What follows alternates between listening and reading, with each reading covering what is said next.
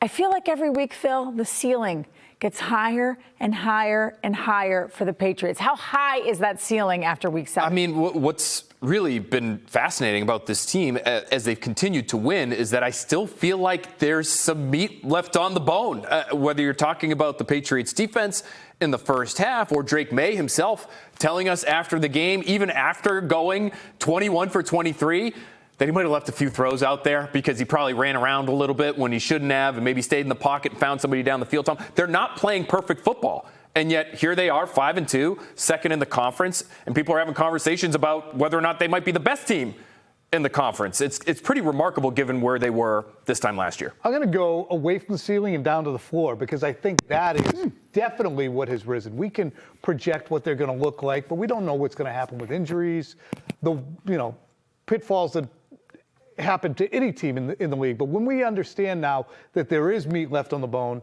and that they are winning games by significant amounts against teams that they were eye to eye with a year ago, I think the floor has lifted so much that you have a baseline expectation for a performance from the Patriots that week in, week out, you could say they're more than mediocre. They're a good team.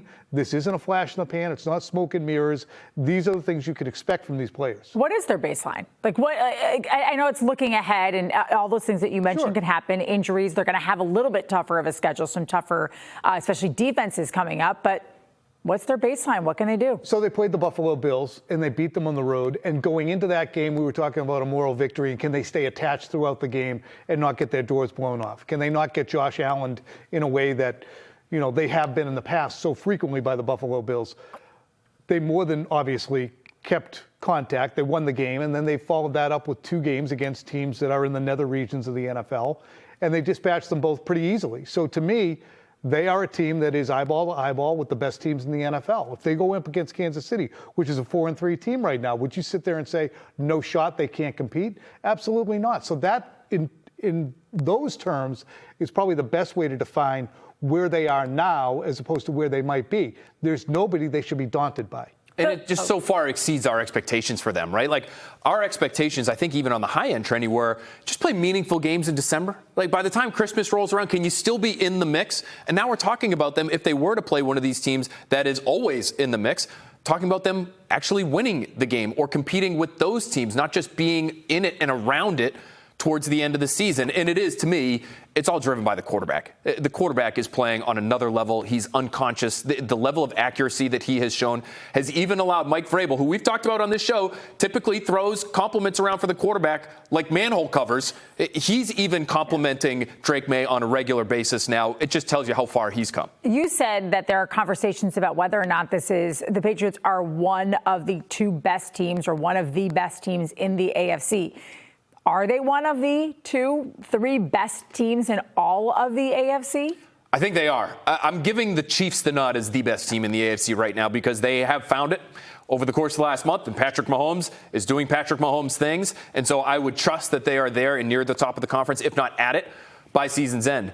But the other teams that are in that conversation, Tom, are the Colts, who still have Daniel Jones at quarterback, and I know he's having a great year.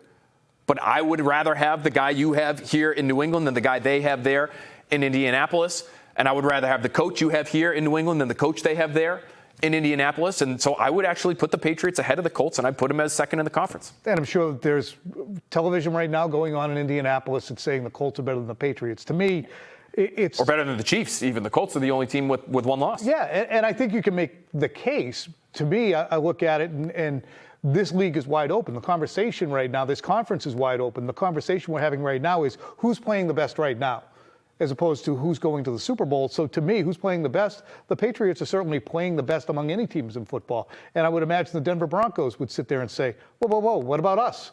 We just had a 33-point comeback in the fourth quarter against a team and escaped with a win. So there's a lot of teams who can stake a claim in a way they couldn't if Lamar Jackson was healthy, if Joe Burrow was healthy, if the Bills were playing like the Bills normally do. So I think all of those teams will say, that's awesome. You got a Week 7 banner you can put up over there in New England or Indianapolis or wherever else. But we have confidence that we've seen ourselves play at a certain level. Curran, going back to what you said about like the baseline and like the floor is maybe raised rather than up higher rather than the ceiling. I guess raised is up higher. The floor for us used to be, okay, if you can just be sniffing the postseason, that would be enough. At this point, would just making the postseason and not making some noise maybe be a disappointment? Depends what that game looks like. Say you'd win the division, and if you look at the comparison between the teams the Bills have to play and the Patriots have two teams that are over 500 right now on their schedule. The Bills have a fleet of them, like 6 or 7. So if the Patriots win the division, they have a home playoff game, they get a bye, and they get boat raced at home, and that's a disappointment relative to what they did during the season. But to me, it doesn't wipe out the growth of Drake Maye, who's on pace for, he's got 12 touchdowns and 2 picks. What's he going to have, a 30-6 season in that regard? And I figured 28-14 would be a terrific improvement over last year. Yeah, I just look at it, and I do think some of these games, to Tom's point about what does it look like at the end of the year, some of the games that are on the Patriots schedule, I think are going to be more difficult than maybe they look right now. Right? Like the Ravens game could look more difficult than it does right now if Lamar Jackson's back. The Bills could be playing much better by season's end than they were the last time you saw them. So the schedule is going to get tougher. Some of these teams they might see in the postseason could be pretty significant, and actually might be teams that we would all have sat here before the season began and said, well, those guys, if it's the Ravens, for example, those guys will definitely make it farther than New England. So we have to just wait and see how it looks. I think even some of the teams, Phil, that we thought would be cakewalks might not be cakewalks. Like, the Patriots have consistently played well the last 4 weeks, and the Browns and Falcons have been up and down, but those are 2 good defenses. They've had some big wins. Like, I still feel like a trip up. Every team has a trip up, right? And you just have to sort of take the good with the bad. Yeah, and honestly, yesterday's game smelled early on like it might be I thought it was. Game. And that's the mark of a good team, to emerge from that early, and they've done it repeatedly, emerge from some early malaise and then put things together. I think Miami was a great example of their resilience that actually is an earmark for the rest of the season that they can actually draw back on, and they're a much better team now than they were in week 2.